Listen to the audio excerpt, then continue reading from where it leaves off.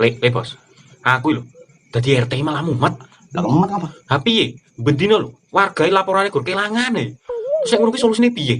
Ya solusine ya wargamu ki dikei jadwal rondo. Dadi gen melu njaga keamanan. Lho, wis. Tapi sing mangkat rondo iki mung sithik. Berarti ki wargamu iki kurang melu partisipasi menjaga keamanan. Kesadaran iki kurang. Yen ngono kayak peraturan, didenda.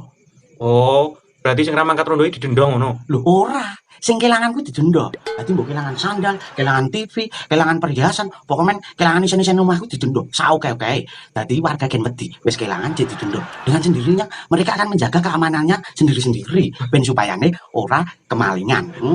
Idemu ora iso dipeggak. Lah terus lek anek kelangan bojo, apa didenda? Ora no, ben golek meneh. Ora. Lah kok mah golek meneh? Lah kuwi ora dimaling, yen kuwi dipangan garangan.